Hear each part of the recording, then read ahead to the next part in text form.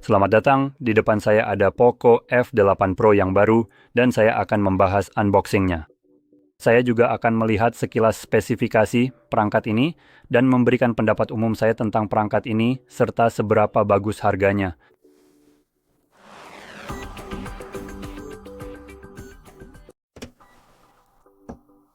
Jadi mari langsung saja kita mulai. Jom kita lihat dari proses unboxing produk ini.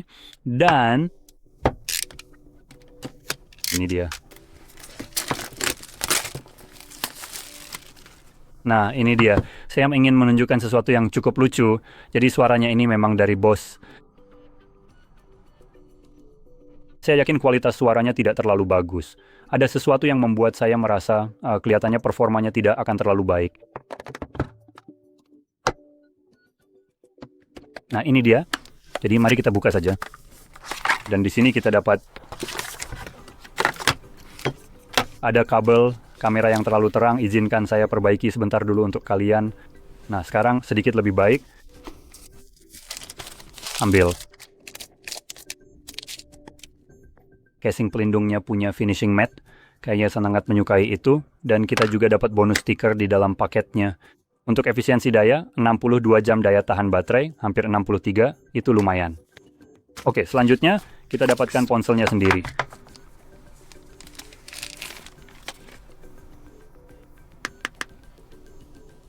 Oke, dan memang itu saja. Selain itu, sedikit pengganjal yang ada di dalamnya untuk menjaga agar tidak lembab. Mari kita nyalakan perangkatnya. Jadi bagian belakang perangkat ini memang tidak terlihat terlalu istimewa. Tapi saya sebenarnya cukup menyukai dengan pilihan warnanya di sini. Jadi ini seharusnya berwarna hitam pekat, tapi karena adanya efek frosted, saya rasa material ini terbuat dari kaca. Dan jika dipadukan dengan bagian yang dipoles, tampilannya memang terlihat menjadi cukup menarik. Sedikit berbeda sejujurnya, agak berbeda. Tidak terlalu membedakan diri dari perangkat lain, tapi tetap terlihat sedikit lebih segar dibandingkan kebanyakan ponsel saat ini. Ada branding Bose di sini, Sound by Bose, tepat di samping kamera, seolah-olah Bose ada hubungannya dengan kameranya. Biasanya kamu akan menemukan tulisan seperti di sini, misalnya Sound by Harman Kardon atau apalah kan. Tapi sepertinya Bose tidak suka seperti itu. Jadi ya kita dapatkan ini di samping kamera supaya semua orang bisa lihat saat seseorang mengambil foto bahwa ponselmu punya Sound by Bose. Jadi tahu enggak? Ayo kita cek suara dari Bose itu. Mereka benar-benar ingin menaruh tulisan itu tepat di belakang ponsel supaya kamu benar-benar sadar. Jadi ayo kita dengarkan.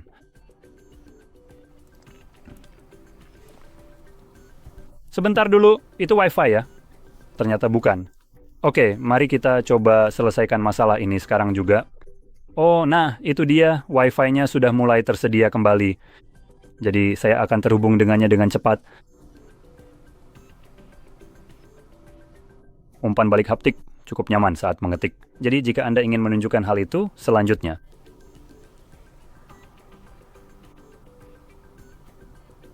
Ayo. Jadi selagi ini sedang dikerjakan, mari kita bahas tampilan di sini. Pertama-tama, layar ini dilengkapi dengan pelindung layar plastik yang sudah terpasang. Cukup bagus, saya senang melihat itu. Selanjutnya, layarnya berukuran 6,59 inci. Ini adalah layar AMOLED 68 miliar warna, full rate 2560 Hz, artinya layar ini sangat responsif terhadap sentuhan jari Anda. Memiliki refresh rate 120 Hz, bersertifikat Dolby Vision, HDR10+, dan tingkat kecerahan puncak 3500 nits. Jadi layar di sini memang bagus. Sebenarnya lebih dari bagus. Ini sebenarnya sangat bagus. Jadi tampilan di sini mendapat acungan jempol yang sangat besar. Dari segi kemudahan penggunaan dan fitur secara umum, ini berada di urutan teratas. Ini bahkan mencakup hal-hal seperti sertifikasi Dolby Vision. Jika Anda tidak tahu apa itu, pada dasarnya itu adalah Dolby. Menjadi bagian dari, mencoba untuk mendapatkan, izinkan saya kembali ke sini. Saya tidak ingin semuanya dipasang. Ayolah, bisakah saya membatalkan pilihan semuanya? Sekarang, mesti manual. Trims Xiaomi. Bisa makin nyebelin nggak soal omong kosong ini? Jadi Dolby Vision itu sebenarnya bisa dibilang mirip dengan HDR10 Plus. Itu benar-benar identik satu sama lain, hanya cara Dolby untuk mendapatkan keuntungan finansial tambahan dari semua orang. Karena untuk memiliki Dolby Vision, setiap perangkat yang misalnya menyertakannya, seperti ponsel ini mendukungnya, Dolby akan mendapat bagian dari penjualan hanya karena Dolby Vision. Dan itu saja, setiap film yang menggunakan format ini untuk direkam juga mewajibkan pemakaian biaya royalti untuk itu. Setiap jenis film yang dijual dengan fitur ini juga harus memberikan sebagian keuntungannya kepada Dolby. Jika terdengar seperti penipuan, itu karena memang begitu. Dan lebih jauh lagi, sepertinya Dolby sekarang sedang berusaha memaksakan hal ini ke semua orang. Karena sequel dari melihat warna-warna akan hadir, namanya Dolby Vision 2. Karena ternyata hal pertama yang kita lakukan, bukankah tadi aku sudah membatalkan semua omong kosong ini? Apa-apaan ini sebenarnya? Berhenti. Serius berhenti apa-apaan ini Xiaomi? Ayolah, pergi saja dengan sampah seperti ini. Ya ampun, sudah selesai. Jadi pergi sana selesai. Jadi alasan aku menyoroti hal itu adalah karena aku mulai melihat banyak ponsel yang hadir dengan Dolby Vision. Dan aku cukup yakin mereka sudah bisa melakukan itu sebelumnya. Tapi baru sekarang, setelah Dolby Vision 2 diumumkan, fitur ini muncul di ponsel di mana-mana. Jadi sepertinya Dolby memang sedang berusaha memaksa semua orang untuk punya ini. Mungkin mereka menurunkan biayanya dan mencoba membuat orang-orang berpikir, oh Dolby Vision adalah hal keren berikutnya setelah sekadar bisa melihat. Jadi ketika sequelnya keluar, orang-orang akan lebih cenderung untuk beralih ke versi yang baru, meskipun sebenarnya tidak banyak perubahan di dalamnya. Karena tentu saja mereka akan menambahkan AI. Itulah daya tarik dari Dolby Vision 2 AI. Kita akan menggunakan AI untuk membedakan dan meningkatkan konten yang seharusnya sudah dikuasai secara cerdas. Dingin. Saya hitungin AI menguasai sesuatu yang sudah dikerjakan AI sebelumnya. Itu yang Anda bayar. Sekarang sejujurnya, itu cuman gimmick. Kamu tidak perlu mencari ponsel dan melihatnya, seperti ini punya Dolby Vision pasti bagus. Itu sama sekali tidak berarti apa-apa. Itu sudah punya HDR10 Plus. Hampir semua yang dibuat, seperti film dan semacamnya belakangan ini, akan mendukung HDR10 Plus dan itu sebenarnya sudah cukup. Jadi apapun di atas itu sebenarnya cuman gimmick yang tidak berguna. Jadi, membayar lebih itu tidak perlu. Konten Dolby Vision juga jauh lebih sedikit. Jadi, mari kita perjelas itu. Jadi, sebenarnya tidak ada insentif besar untuk masuk ke ekosistem ini. Khusus untuk Dolby Vision ketika tidak banyak yang diproduksi dengan format itu, hanya karena itu Dolby Vision. Hanya satu potongan uang di setiap langkah. Dan, HDR pada dasarnya adalah perangkat lunak sumber terbuka. Jika saya ingat dengan benar, jadi siapapun dapat menggunakannya, jadi semua orang menggunakannya. Sekarang, baiklah mari kita aktifkan kembali Wi-Fi karena saya perlu membuka meja lain. Sebenarnya saya sangat ingin mulai membuat konten di YouTube. Nah, kira-kira begitulah rencananya. Sebaiknya jangan izinkan notifikasi, pilih untuk menolak semuanya dan kami akan mencari. Mari kita mulai.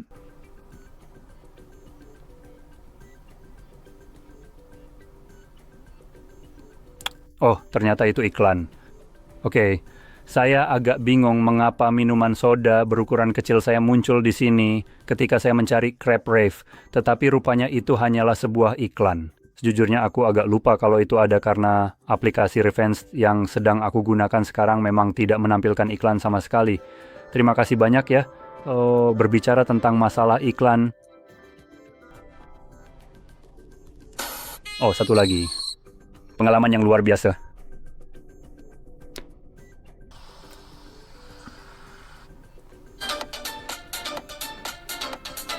Wow.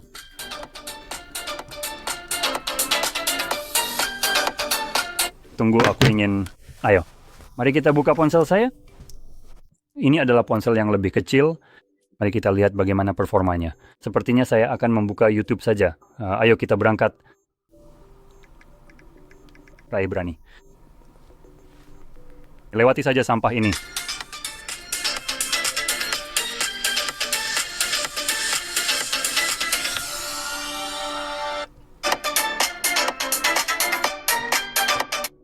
Oke, mari kita buat kesimpulan singkatnya. Suaranya memang terdengar jauh lebih keras, tetapi sayangnya sedikit kurang bertenaga dan kurang bass jika dibandingkan dengan ponsel lain yang lebih kecil yang bukan merupakan merek Bose. Dan ironisnya, Bose justru yang biasanya cenderung sangat berlebihan dalam hal bass secara umum, terutama jika dilihat dari perspektif seorang audiophile. Jadi agak lucu bahwa di sini justru tidak seperti itu. Dan jelas ini memang yang saya harapkan, suaranya seperti ponsel pada umumnya. Label Sound by Bose ini sama sekali tidak berarti apa-apa. Seperti kamu bisa melepas ini dan saya yakin ponsel ini akan tetap terdengar persis sama. Karena Bose sama sekali tidak melakukan apa-apa di sini. Selain hanya membiarkan Xiaomi menempelkan stiker Sound by Bose di bagian belakang. Jadi jangan tertipu omong kosong ini tidak berarti apa-apa di sini. Sama sekali nol. Nol besar. Jadi sekarang setelah kita membahas soal suara dan layar, mari kita lanjut ke bagian kamera. Kamera di sini adalah setup 3 kamera, dengan 2 diantaranya beresolusi 50 megapiksel untuk lensa wide dan telefoto, serta 1 lensa ultra wide 8 megapiksel. Kameranya bisa merekam hingga 8K 30 fps dan 4K hingga 60 fps. Tersedia juga slow motion hingga 1960 fps di 1080p, mendukung HDR10+. Namun kabarnya tanpa rekaman Dolby Vision, yang berarti fitur ini benar-benar tidak berguna. Alasan saya menyorotinya adalah karena, misalnya seperti Vivo X300 Pro mendukung Dolby Vision untuk perekaman, membuatnya lebih berguna jika kamu menginginkan gimmick Dolby Vision yang menurut saya tidak terlalu penting ini. Kamu punya layar yang katanya mampu menangkap atau menampilkannya, dan juga menyenangkan karena kamu bisa merekam format itu. Di sini, Dolby Vision hanya ditempelkan sebagai sebuah kemampuan, tapi kamu bahkan tidak bisa merekam dengan format itu. Jadi satu-satunya waktu kamu bisa menggunakannya adalah ketika kamu menemukan sesuatu yang ditampilkan dalam Dolby Vision, seperti film. Semoga beruntung dengan yang satu itu. Di depan ada sensor wide 20 MP yang cuman bisa rekam 1080p 60 frame, bukan 4K, entah kenapa. Jadi, ini agak mengecewakan di sini. Dan hanya untuk menegaskan sekali lagi, ponsel ini sebenarnya sangat mampu memberikan performa kamera yang sangat tinggi. Hal ini dimungkinkan hanya karena kecanggihan prosesor di dalamnya, yang sedang digunakan dan akan saya bahas sebentar lagi. Pertama-tama, mari kita buka kamera dan periksa kembali disinformasi semacam ini. Saya mendapatkan semua informasi dari GSM Arena, yang cukup dapat diandalkan dalam hal ini, tetapi mari kita pastikan semuanya benar di sini. Jadi HDR, suasana di sini sangat keren. Baiklah, mari kita lihat bersama, kita bisa langsung masuk ke videonya. Nah, sudah selesai. Jadi kita bisa melakukan 8K hanya pada 30 fps. Jadi itu benar, dan untuk maksimalnya adalah 60. Sekarang jika kita balik ke bagian depan, nah seperti itu. Kita bisa pilih 720, 1080, 60, jadi 1080p 60. Sebenarnya tidak ada yang benar-benar istimewa di sini. Oke, sekarang untuk ponsel seperti Vivo X300 ini, kamu tinggal buka saja dengan sangat cepat. Mohon sabar sebentar ya. Sambil saya coba mencari-cari ini dulu, kita sekalian saja cari seri 300 dan juga 300 Pro. Kenapa kita tidak sekalian saja melihat X300? Sebenarnya kita dapat kamera selfie 50 megapiksel yang bisa merekam 4K 60. Menariknya ini bukan cuma 1080p 60 yang terasa sangat menyedihkan itu. Dan punya sensor wide 200 megapiksel, telefoto periskop 50 megapiksel, dan ultra wide 50 megapiksel. Sambil tetap punya bentuk yang lebih kecil, dan kalau kamu mau yang lebih besar, kamu bisa pilih versi Pro, dan yang itu juga, sama saja, 4K 60 maksudnya, hanya dengan kamera selfie. Jelas kamera depan mendukung Dolby Vision, perekaman tanpa jeda, 8K 30 fps dan 4K 120 fps. Sesuatu yang sama sekali tidak bisa dilakukan oleh ponsel ini. Dan alasan saya menyoroti hal itu adalah karena kedua perangkat ini sebenarnya punya performa yang hampir sama. Kalau bicara spesifikasi, ini menggunakan Snapdragon 8 Elite yang sebenarnya adalah jenis prosesor yang sama dengan yang ada di lini Samsung S25. Ini adalah prosesor yang sangat bertenaga dan sekarang sudah digantikan oleh Snapdragon 8 Gen 5. Sepertinya mereka lupa Gen 1-4, tapi ya sudahlah. Sebenarnya ya tidak juga sih. Snapdragon 8 Elite itu pada dasarnya adalah Gen 4, meskipun awalnya dimaksudkan sebagai prosesor kelas atas, untuk diposisikan di atas 8 Gen 1-3. Tapi ya sudahlah, intinya yang satu ini menggunakan 8 Elite atau 8 Gen 3. Atau bisa dibilang, maaf, Gen 4. Sementara sekarang sudah ada Gen 5. Snapdragon 8 dan Vivo menggunakan Dimensity 9500, yang juga merupakan prosesor yang sangat bertenaga, pada dasarnya setara dengan yang ada di sini, bahkan mungkin lebih cepat. Jadi, intinya, kedua perangkat ini seharusnya sama-sama mampu menghasilkan hasil yang serupa, karena keduanya sama-sama dibekali spesifikasi flagship dari segi prosesor. Perangkat ini juga dibekali kapasitas baterai yang cukup baik, di sini sebesar 6200 dan 100. Baterai 6210 mAh, dan kemungkinan besar itu adalah baterai silikon karbon. Saya bisa menduga berdasarkan ukurannya. Ponsel ini masih berukuran normal, jadi hal ini hanya mungkin terjadi dengan baterai silikon karbon, bahkan mungkin lebih dari itu. Baterai ini bisa diisi daya dengan kabel hingga 100 watt, sangat cepat. Jadi itu benar-benar luar biasa supaya kamu punya gambaran. Barang jelek ini di sini, Samsung S25, bukan yang Plus atau Ultra, ini hanya versi kecilnya. Kamu bisa lihat ukurannya memang lebih kecil di sini.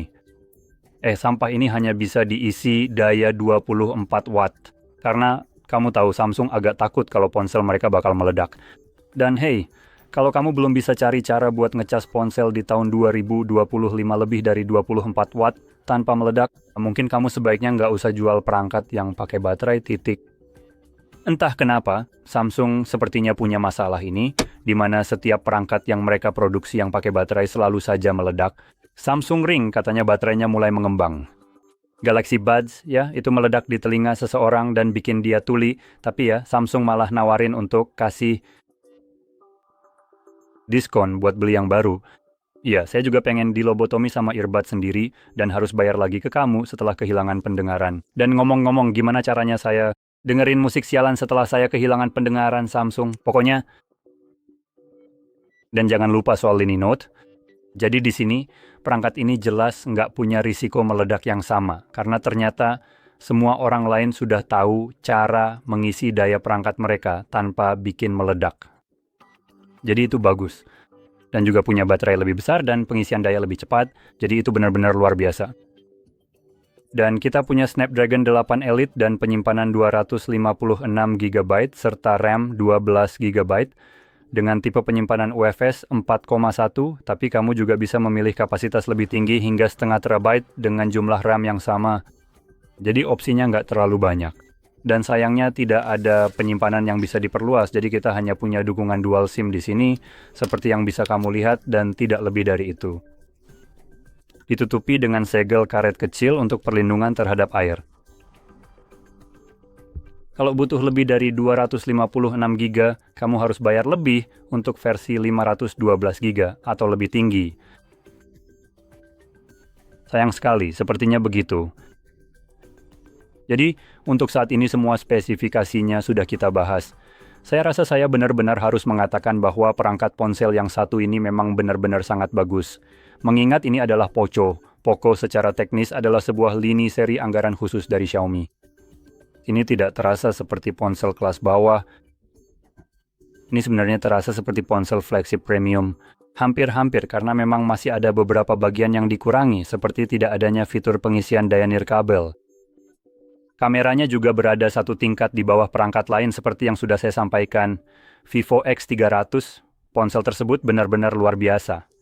Nah, dengan ukuran yang lebih kecil, ponsel itu pada dasarnya punya spesifikasi yang hampir sama, bahkan kameranya sedikit lebih baik. Jadi kalau kamu memang ingin kamera yang lebih mumpuni, mungkin kamu bisa mempertimbangkan untuk memilih Vivo X300. Tergantung di mana kamu membelinya, harganya bisa jadi lebih mahal atau bahkan lebih murah. Di sini tempat saya tinggal, yaitu Polandia, ponsel itu dijual dengan harga yang hampir sama, meskipun diimpor dari Tiongkok. Tapi saya tidak perlu menghadapi risiko dan masalah yang biasanya muncul saat membeli ponsel dari AliExpress karena saya membelinya dari toko yang setara dengan Amazon. Jadi kalau terjadi sesuatu pada ponsel itu, saya pada dasarnya mengirimkannya, dan misalnya Allegro yang saya maksud tadi, saya memang harus mengirimkannya dengan biaya sendiri. Tapi jika ponsel itu rusak dan harus diperbaiki, produsen atau penjualnya tetap harus menanggung biaya pengiriman tersebut. Jadi ya, dan jika mereka menolak, kamu punya sesuatu seperti Allegro Protect yang pada dasarnya melindungi kamu dari segala jenis penipuan selama ponselnya masih dalam masa garansi. Jadi kalau ada yang mencoba mengelak dari tanggung jawab, seperti memperbaiki ponsel atau apapun itu, Allegro langsung turun tangan, mengembalikan uangmu, kamu kirim ponselnya, dan tanpa ribet, kamu bisa dapat uangmu kembali tanpa banyak masalah. Dan saya sudah pernah melakukan itu dengan Samsung Fold ketika penjualnya tiba-tiba menghilang. Bisa pakai ponsel itu 2 tahun lalu, dapat semua uang saya kembali. Bukan 2 tahun sih, tapi 1,5 tahun sebelum akhirnya rusak. Agak lucu juga karena kebetulan itu juga Samsung. Jadi yang ini cukup bagus juga. Saya rasa saya akan bilang, kalau saya harus memilih satu, saya mungkin akan memilih Vivo X300 hanya karena kameranya memang lebih bagus. Dan, selain itu ukurannya juga sedikit lebih kecil karena X300 berukuran 6,3 inci, sama seperti yang ini. S25 sebenarnya juga ukurannya sama, jadi kamu bisa lihat kalau ukurannya memang mirip. Ukurannya lebih kecil di sini dibandingkan dengan Poco, dan saya memang suka perangkat yang lebih kecil, karena terasa lebih praktis saat dibawa di dalam saku. Jadi, ya, itu sih yang mungkin akan saya pertimbangkan, tapi ponsel ini sendiri tetap luar biasa. Seperti yang sudah saya sampaikan sebelumnya, satu-satunya kekurangan yang paling terasa adalah kualitas kameranya di sini yang memang agak kurang jika dibandingkan dengan perangkat lain di kelasnya. Dengan harga MSRP yang sebenarnya hampir sama sekarang untuk merek Vivo, jika saya benar-benar harus membeli kedua ponsel ini, ditambah lagi jika membeli Vivo dari toko fisik biasa seperti Best Buy atau toko retail setara, maka harga Vivo tersebut akan terasa jauh lebih mahal. Harganya di sini lebih dari 4.000 PLN, sedangkan yang ini pada dasarnya 2.000. Jadi saya akan melihat perbedaan harga 2 kali lipat antara kedua perangkat ini. Tapi kalau saya bisa mengimpornya, yang mana sangat mudah dilakukan dengan membelinya. Lewat Amazon dan sebagainya atau lewat Allegro, maka kedua ponsel ini harganya sama, dan jelas Vivo yang menang di situ. Jadi jika kamu punya pilihan, saya sarankan mungkin untuk mencari Vivo. Jika kamu tidak punya pilihan untuk membelinya dengan harga yang masuk akal, maka ponsel ini sebenarnya sangat bagus sekali untuk harga yang ditawarkan. Dengan harga 500 euro, ini pada dasarnya adalah harga kelas menengah untuk ponsel yang kelas atas. Memang ini tidak sepenuhnya kelas atas, tapi kualitasnya sudah cukup dekat, bahkan saya rasa bisa melampaui performa ponsel flagship milik Samsung. Jadi di sini kita punya S25 lagi. Ponsel ini harganya hampir $1.000 atau saya rasa sekitar $799 harga retail dan menawarkan jauh lebih sedikit padahal dirilis di tahun yang sama. Tahun yang sama, ponsel ini hadir dengan prosesor yang sama, baterai yang jauh lebih kecil, dan kecepatan pengisian daya yang jauh lebih lambat. Dan soal kamera, tidak usah kita bahas kameranya di sini benar-benar jelek. Jadi ya, pilihan yang solid menurut saya dan menyenangkan juga karena sudah disertakan dengan casing meskipun begitu. Tidak ada charger yang disediakan, padahal bisa mengisi daya hingga 100 watt. Akan lebih baik kalau chargernya juga disertakan. Saya cukup yakin tidak banyak dari kita yang punya charger sampai 100 watt. Jadi sebenarnya bukan berarti mereka tidak mau. Mereka tidak akan menambah limbah elektronik, justru akan menyertakan sesuatu yang benar-benar berguna. Tapi ya, siapa saya untuk menilai? Jadi ya begitu saja. Dengan demikian, semoga ini sangat membantu, dan jika iya jangan lupa untuk like, subscribe, dan terima kasih sudah menonton.